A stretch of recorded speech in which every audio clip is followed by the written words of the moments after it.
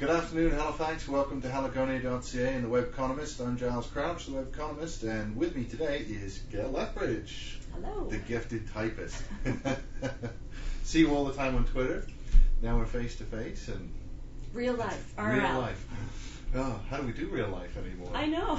It's what was that? Isaac Asimov wrote that book where everybody ends up not having any contact with each other. Getting there. Yeah. Yeah. So you're on Twitter as @GiftedTypist. Yes. You're a writer. You're a columnist with the Herald. Yes. Every Friday. Every Friday afternoon, Friday morning. Yeah. Print and online. Yeah. That's great. And then you're on Twitter as Gifted Typist, and you've got your blog, which is giftedtypist.com. You've been blogging for a few years. Mm-hmm. So tell me a little bit about yourself and why you got on Twitter. Twitter came about because it was a buzzword, and I was online anyway, and I was interested.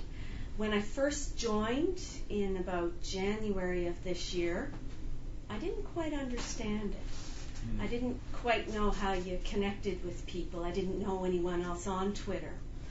But I went to the pod camp that was held in Dartmouth in January. Yeah. And I met a lot of people who were involved in Twitter, and they started to give me their handles. So I started to follow them. And then I went to a third Wednesday meetup. Right. And that's when it all clicked. Everything Okay. came together. I met the people, I followed them, they followed me, we started to talk, and I started to understand the discourse of Twitter. And it's different from blogging because you've been blogging for a while. And what do you find the big difference? Well, I've had a blog for 3 years now. And during that time, I made a lot of friends and developed an online community of people that I corresponded with through our blogs.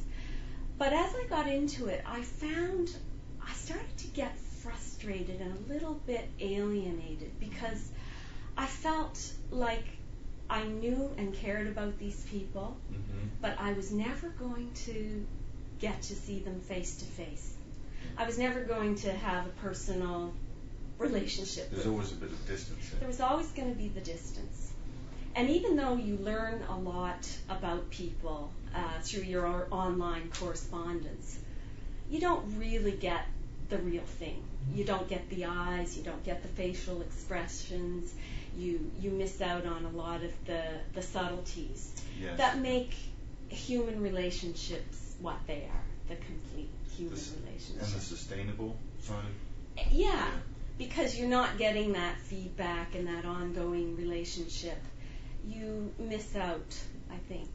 So part of what attracted me to Twitter was the fact that I could have that online correspondence with people, but it also opened the door to personal relationships, meetups, tweet-ups, sushi meetups. Tushi, yeah, I've been to a few of those.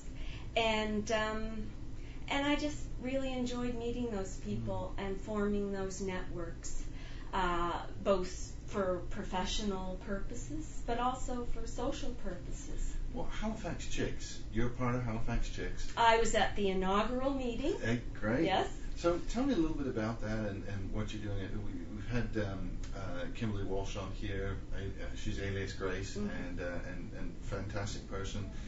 And you're in Halifax Chicks as well. So what do you guys do? What brought you together to start that?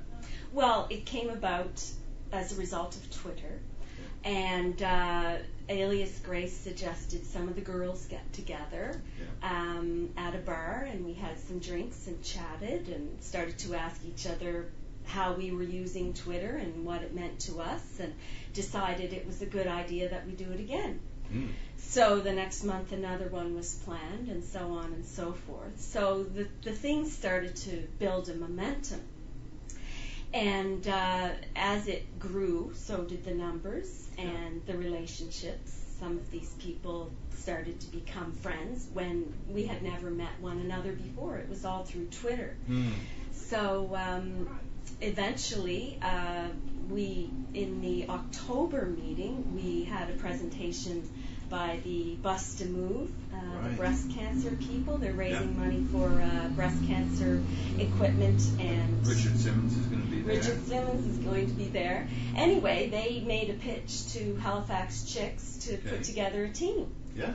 So the next thing I knew, I had signed up for this thing, and I was raising money for this cause, this very worthy cause.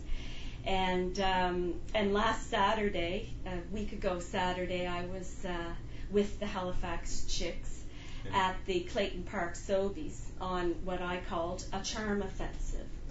So they were upstairs cooking pancakes, and a couple of us chicks were down in the entranceway with our little Santa Claus stockings, and we were soliciting funds for our cause. Hey, why not? Yeah, and it was very successful. We raised a lot of money, and That's good.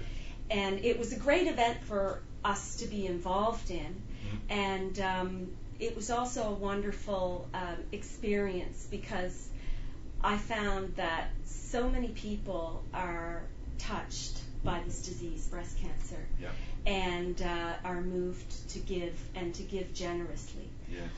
One lady, when I told her what I was doing, basically we're going to do a 6-hour workout at the Metro Center on January 30th, and Richard Simmons is going to be one of the leaders, leading us through our exercises. And there's something to do with Zumba too? And Zumba and Pilates, and I think yoga, and we're going to do this for 6 hours. So you're taking turns. You're not going to be up there by yourself for 6 hours. There's going to be 1,000 people on the floor of the Metro Center with our mats and our exercise gear, and we are going to be working out for 6 hours. I think they give us a break every hour on the hour, so we can go get a drink and straighten ourselves out.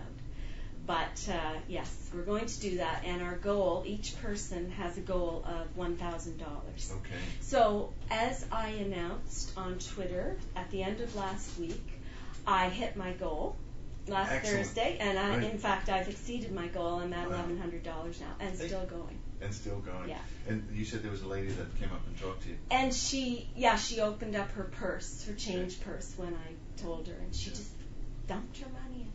She had no idea how much was in there. She just dumped her money in, and there's bills in there too. Wow. So and people told me their stories about friends and wives and sisters and children who had breast cancer and who had been lost to breast cancer. Wouldn't they say that in Nova Scotia, every day between 7 and 9 people a day find out they've got cancer?